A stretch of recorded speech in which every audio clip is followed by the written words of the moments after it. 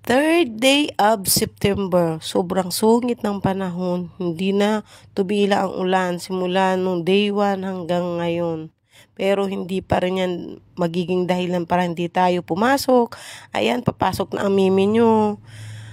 Lumalabas na sa gate ng mansyon. At ayan, sasarado natin ang gate ng mansyon natin. Ayan. Dapat layo nyo po kayo magsasarado ng mga gate at pinto dahil iba na ang panahon ngayon. Napakadelikado na.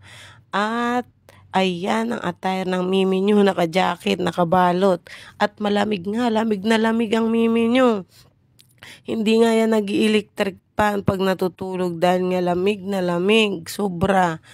At ayan na nga, sasakay ang mimi nyo ng tricycle. Dahil nga hindi siya maglalakad. Dahil nga napakasungit ng panahon. Ambon ng ambon. Hindi siya tumitila. Maya-maya malakas. Tapos titila man, yung may ambon pa rin. Hindi talaga siya as in tumitigil. Sana Lord, ingatan niyo po ang bawat isa, Panginoon.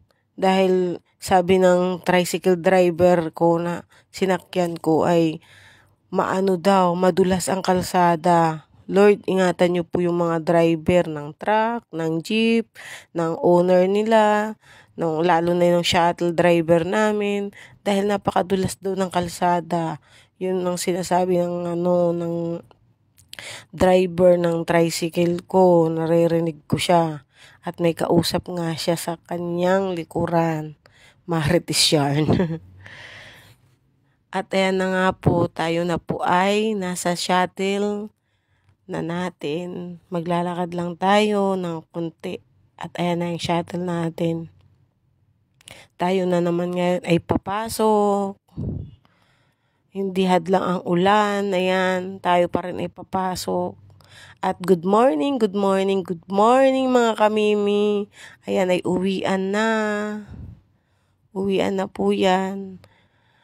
At ito ay 4th day of September.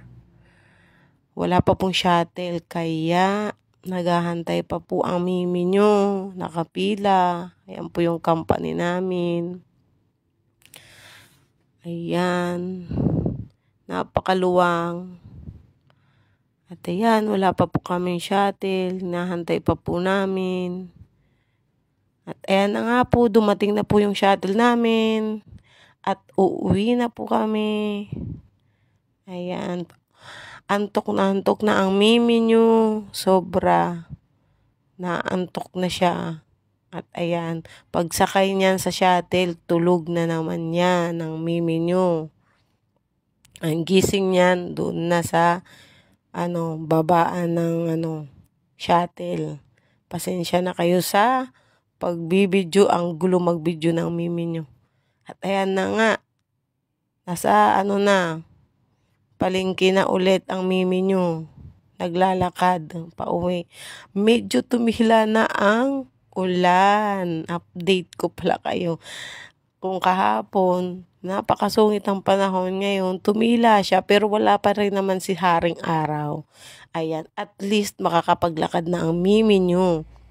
Exercise din kasi ang paglalakad. Pag panggabi kasi ako, naglalakad ako papasok at saka pauwi. Hindi katulad ng pang umaga, pauwi lang ako nakakapaglakad kasi ang pasok ko sa umaga ay madaling araw. 5 pa lang, umalis na ako ng bahay. Ganon. Kasi 6 to 6 ang pasok namin. Uwi naman ako noon hapon. Mga 6:45 nandyan na ako dyan sa palengke, naglalakad na ako. Mga 7:05 or 17 ng gabi, nasa bahay na ako. Mga ganon. Kaya nakakapaglakad ako.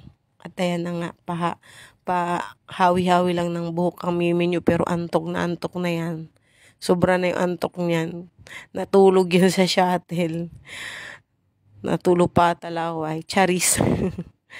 Joke lang. Ayan, pangiti-ngiti lang ang mimi nyo. Kasi kailangan good vibes pa rin kahit antok na. O, diba? Pinakita pa niya yung bagpak niya. Oh. Ayan na nga, lakad ng lakad lang si Mimi nyo. At antok na nga po. At kailangan na niyang umuwi para makatulog. Ayan, pangiti-ngiti. Buti na lang ay maganda na yung panahon. Hindi na siya umulan. Nakakaramdam na ako ng init niyan. Kaya hindi ko nasuot yung jacket ko. Kung yung pumasok ako, balot na balot ako. Ayan. Ay, initan na ako dyan. Medyo okay na yung niya. Hindi, wala pa naman si Haring Araw, pero nag-ano na ng init yung panahon. Ayan. Ayan yung view ng nilalakaran ko. Ayan. Lakad lang ng lakad. Ayan, tatawid tayo. At malapit na tayo sa sakayan ng jeep papunta sa ating balay. Ayan yung bilog na globo. Maganda yan sa gabi na fountain yung tubig, tapos ibang kulay. Ayan, tawid tayo ulit. Ayan. Malapit na tayo.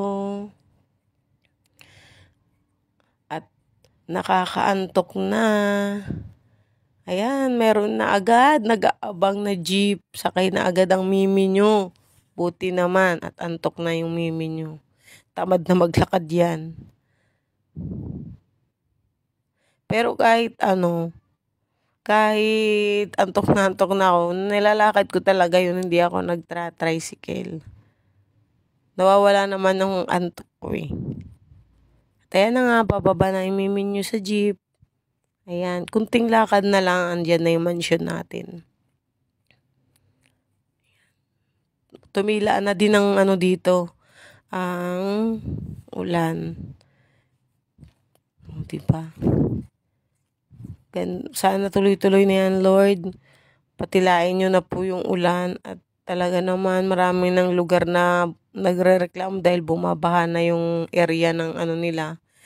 Iba hindi na nakakapasok dahil araw-araw na lang ulan. Ayan, bubuksan na natin ang gate ng ating mansion. At ayan, sasarado ulit natin. Ayan. At pagkadating ko sa bahay, umiinom ako ng Beauty Glow Up Iced Tea. Ayan. Dahil nga panggabi tayo, kailangan natin yan para masarap ang tulog natin. Ayan ang iniinom ko bago ako matutulog. Para glow up at fresh pagkagising. Ayan. Kaya kung gusto nyo yan, nasa yellow basket ko sa TikTok. Check out na rin kayo. Nakaka-boost ng immune system. Tapos, sarap ang tulog. Lalo na pag panggabi, kailangan kasi yung transition ng katawan natin sa pagtulog. Siyempre, sanay tayo matulog sa gabi. Tapos, biglang umaga ang tulog natin. Ayan. Ang sarap ng tulog ko. Dire-diretso. Tapos, gigising na ako hapon na. Pakaganda. Ayan, bottoms up na natin. At antok na nga. Hindi ko kinakalimutan yan, guys, ha. Everyday yan. Iniinom ko bago ako matulog. Pagkatating ko, iinumin ko siya. Tapos, matutulog ako. At ayan na nga po. Magandang hapon. Pag naman po ako pumasok, ito naman ang iininom ko. Yung Sexy Habits. Diba? Yan naman ang iniinom ko kasi nga may vitamin C yan. Kasi pure fine apple talaga yan. Yan ang iniinom ko dahil nga sa panahon ngayon, umaaraw na ngayon. Tapos, nung nakaraang araw, umulan, di ba? Yung panahon pa bago-bago, syempre kailangan natin ng proteksyon. Bawal magkasipon, bawal magkaubo, bawal tayo magkasakit. Kaya kailangan natin ng pineapple, vitamin C, di ba? Dahil nga bawal tayo mabsent sa trabaho. Kailangan ma-boost pa rin ang immune system natin. At saka may kape. Yung asawa ko kasi nagkape siya. Ako naman yan ang iinumin ko, yung Sexy Habits. Nasa TikTok shop ko din yan. Check out nyo na. Ayan, nakaready na yung Mimi nyo para pumasok ulit. Ayan, 4th day of September na pasok yan. Tapos, ang uwi ay 5th day ng September. Ayan.